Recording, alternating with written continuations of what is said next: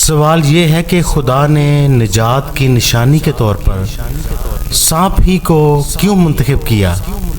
حالانکہ سانپ اکثر بائبل مقدس میں شیطان اور نقصان پہنچانے والی فطرت کی علامت ہے۔ خداوند کے کلام مقدس میں سے آج ہم پڑھیں گے گنتی کی کتاب، اس کا 21واں باب اور اس کی 8ویں اور 9ویں آیت پڑھیں گے۔ تب خداوند نے موسیٰ سے کہا کہ ایک جلانے والا سانپ بنا لے اور اسے ایک بلی پر لٹکا دے، اور جو سانپ کا ڈسا ہوا اس پر نظر کرے گا وہ جیتا بچے گا۔ چنانچہ موسیٰ نے پیتل کا ایک سانپ بنا کر اسے بلی پر لٹکا دیا، اور ایسا ہوا کہ جس سانپ کے ڈسے ہوئے آدمی نے اس پیتل کے سانپ پر نگاہ کی وہ جیتا بچ گیا۔ سانپ بائبل مقدس میں اکثر گناہ اور شیطان کی علامت کے طور پر آتا ہے۔ پیدائش کی کتاب میں شیطان نے سانپ کی شکل اختیار کی تھی اور انسان کو گناہ کی طرف مائل کیا تھا۔ اس طرح سانپ ایک ایسی چیز کی علامت بن گیا جو نقصان اور موت کا سبب بنتی ہے۔ پرانے عہد نامہ میں پیتل کے سانپ کو خدا نے ایک نشانی اور پیش خیمہ کے طور پر استعمال کیا، جو آگے چل کر خداوند یسوع مسیح کی صلیب پر قربانی کی طرف اشارہ کرتا ہے۔ بائبل مقدس میں صاف لکھا ہے کہ بنی اسرائیل نے کس وجہ سے خدا کے خلاف گناہ کیا، اور اس کے نتیجے میں سانپ ان پر بھیجے گئے۔ بنی اسرائیل قوم نے اپنے صبر کو کھو دیا۔ جب وہ ملک مصر سے نکل کر وعدے کی سرزمین کی طرف جا رہے تھے تو راستے میں طویل سفر، بیابان کی سختیاں اور مشکلات کی وجہ سے انہوں نے صبر کھو دیا۔ انہوں نے خدائے قدوس اور مقدس موسیٰ کے خلاف کڑوی باتیں کی۔ گنتی کی کتاب، اس کے 21ویں باب اور اس کی 5ویں آیت میں یوں لکھا ہے، اور لوگ خدا کی اور موسیٰ کی شکایت کر کے کہنے لگے کہ تم کیوں ہمیں مصر سے بیابان میں مرنے کے لیے لے آئے؟ یہاں تو نہ روٹی ہے نہ پانی، اور ہمارا جی اس نکمی خوراک سے کراہیت کرتا ہے۔ یعنی انہوں نے خدا کی مہربانی اور معجزاتی خوراک من کو بھی حقیر جانا اور ناشکری کی۔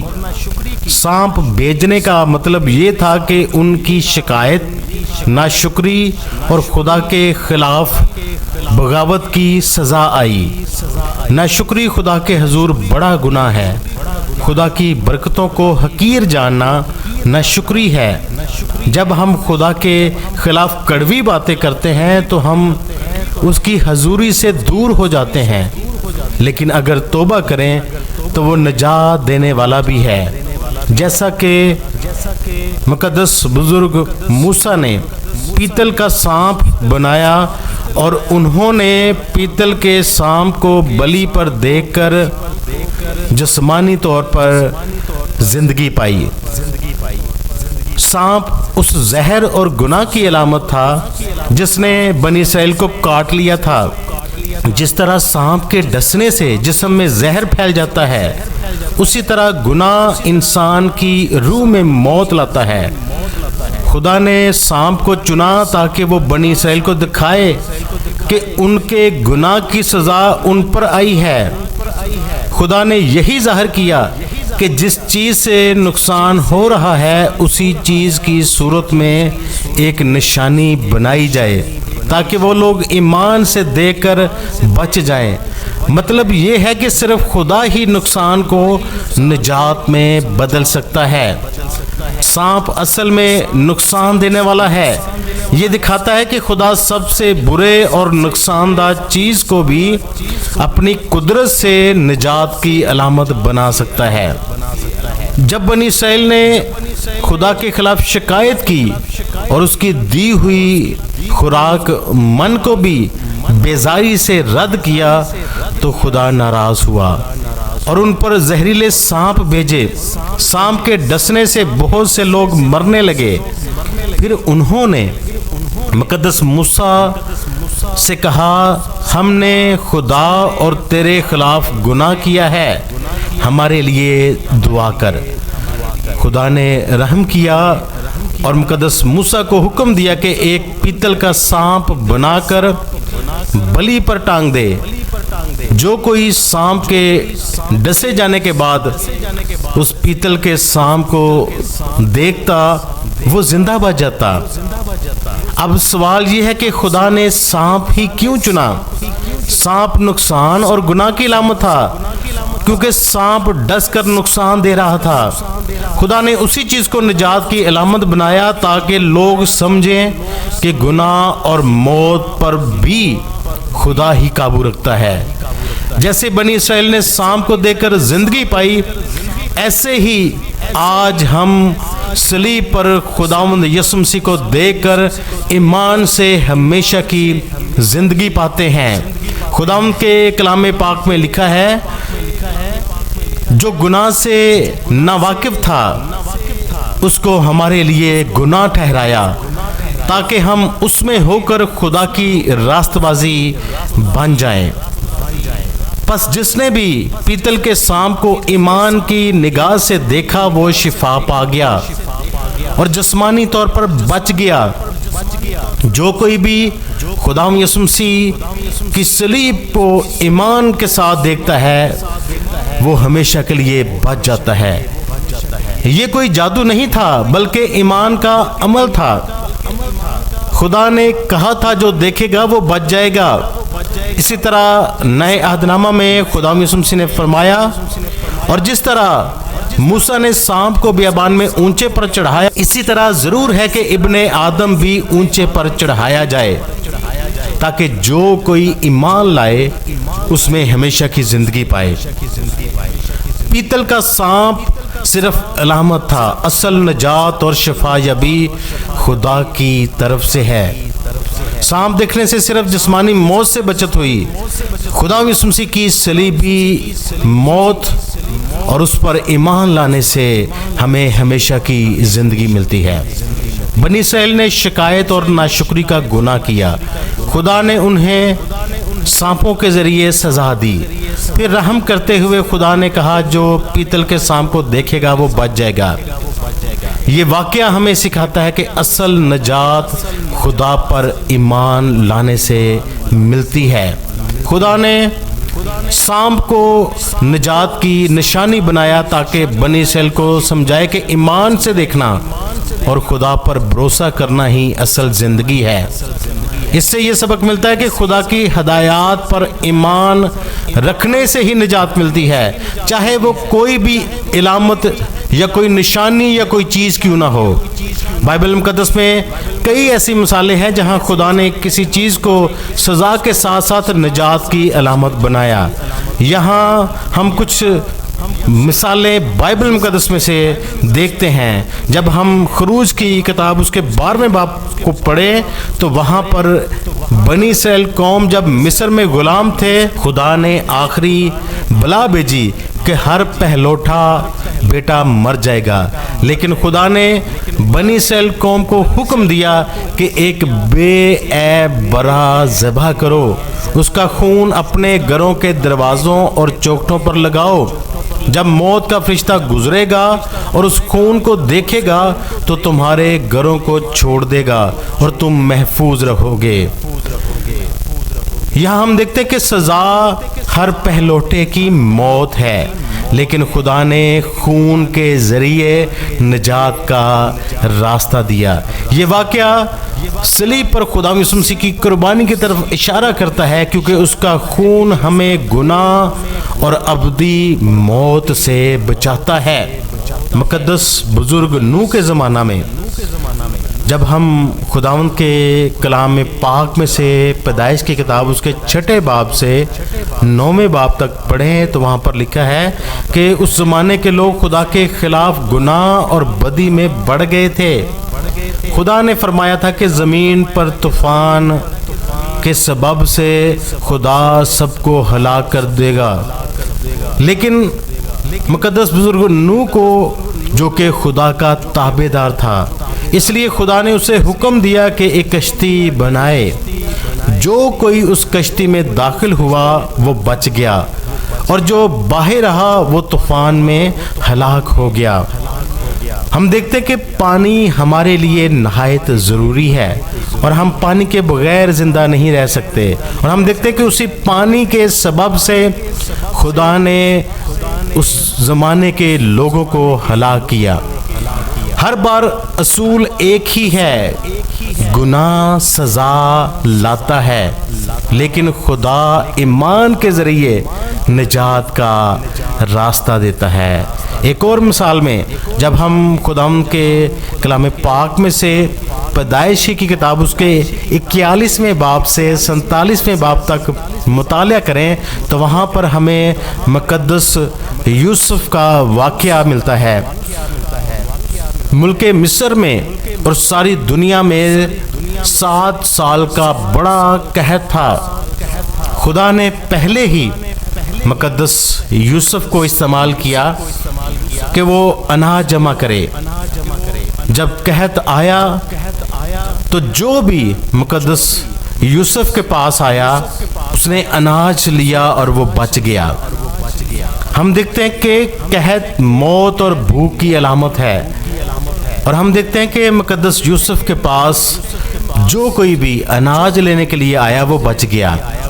جیسے اس زمانے میں اناج صرف مقدس یوسف کے پاس تھا، ویسے ہی آج ہمیشہ کی زندگی خداوند یسوع مسیح کے پاس ہے۔ ہر بار ایک ہی اصول ہے، خدا سزا دیتا ہے ان لوگوں کو جو نافرمان ہیں، لیکن ایمانداروں کے لیے خدا راستہ بھی دیتا ہے تاکہ وہ نجات حاصل کریں۔ جب ہم سلاطین کی دوسری کتاب میں سے 5ویں باب میں سے پہلی آیت سے 14ویں آیت تک مطالعہ کریں تو وہاں پر ہمیں ایک نعمان کا ذکر ملتا ہے جو کوڑی ہوتا ہے، جو کوڑ کی بیماری میں مبتلا ہوتا ہے۔ وہ الیشا نبی کے پاس گیا۔ الیشا نبی نے اسے کہا یردن کے دریا میں 7 بار غوطہ لگا۔ پہلے نعمان نے یہ بات ہنسی میں اڑا دی اور ضد کی، لیکن پھر اس کے لوگوں نے اسے سمجھایا۔ جب اس نے خدا کے حکم کے مطابق دریائے یردن میں 7 بار غوطہ لگایا تو اس کا بدن ایک بچے کی مانند صاف ہو گیا۔ کوڑ گناہ اور ناپاکی کی علامت ہے۔ خدا کا حکم نجات کا راستہ ہے۔ ایمان اور فرما برداری اس کی زندگی میں شفا اور پاکیزگی کو لائی۔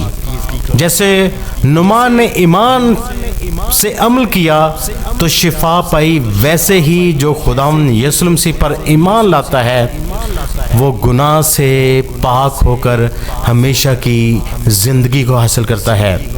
اسی طرح ایک اور مثال ہم دیکھتے ہیں، جب یونا کی کتاب اس کے پہلے اور دوسرے باب کو پڑھے تو ہم دیکھتے ہیں کہ یونا نبی خدا کی مرضی کے خلاف بھاگا اور سمندر میں طوفان آیا۔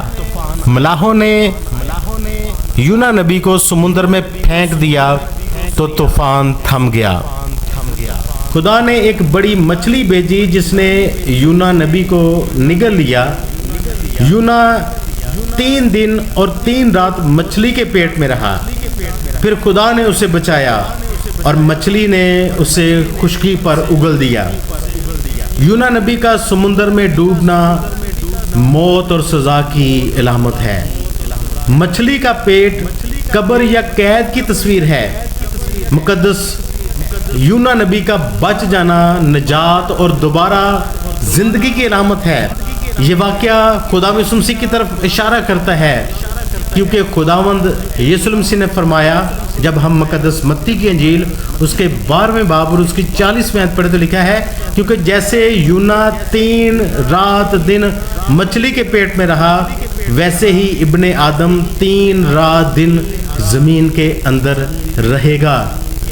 ہم دیکھتے ہیں کہ خدا ایمانداروں کے لیے نجات کا راستہ بنا دیتا ہے۔ دانیل نبی جس کے بارے میں لکھا ہے کہ بادشاہ نے حکم دیا کہ جو شخص بادشاہ کے سوا کسی اور سے دعا مانگے اسے شیروں کی غار میں ڈال دیا جائے گا۔ دانیل نبی ہمیشہ کی طرح خدا سے دعا کرتا رہا۔ دشمنوں نے اس کو پکڑوا دیا اور بادشاہ کے حکم سے اسے شیروں کی غار میں ڈال دیا گیا، لیکن خدا نے فرشتہ بھیجا اور شیروں کے منہ بند کر دیے۔ صبح کے وقت مقدس دانیل بالکل سلامت باہر نکل آیا۔ شیروں کی غار موت اور ہلاکت کی علامت ہے۔ شیروں کے منہ بند ہونا خدا کی حفاظت اور نجات کی تصویر ہے۔ دانیل نبی کا بچ جانا ایمان رکھنے والوں کے لیے خدا کی قدرت اور خداوند یسوع مسیح کی مصلوبیت کی ایک جھلک ہے۔ جیسے دانیل نبی شیروں کے غار سے زندہ نکلا، ویسے ہی خداوند یسوع مسیح موت اور قبر پر فتح پا کر جی اٹھے۔ جب دانیل کی کتاب اس کے 3 باب کو پڑھیں تو وہاں پر ہمیں ایک واقعہ ملتا ہے۔ نبوکد نظر بادشاہ نے ایک سنہری بت بنوایا اور حکم دیا کہ سب اس کے آگے جھکے، لیکن صدرک، میثق اور عبدنجو نے انکار کر دیا، کیونکہ وہ صرف زندہ خدا کی عبادت کرتے تھے۔ بادشاہ نے غصے میں آ کر حکم دیا کہ انہیں دہکتی ہوئی آگ کی بھٹی میں ڈال دیا جائے۔ آگ اتنی تیز تھی کہ جن سپاہیوں نے انہیں ڈالا وہ خود جل گئے، لیکن آگ کے اندر وہ تینوں نوجوان سلامت چل پھر رہے تھے۔ اور بادشاہ نے چوتھے شخص کو بھی دیکھا جو خدا کے بیٹے کی مانند تھا۔ آخرکار وہ تینوں نوجوان بغیر جلنے کے باہر آئے۔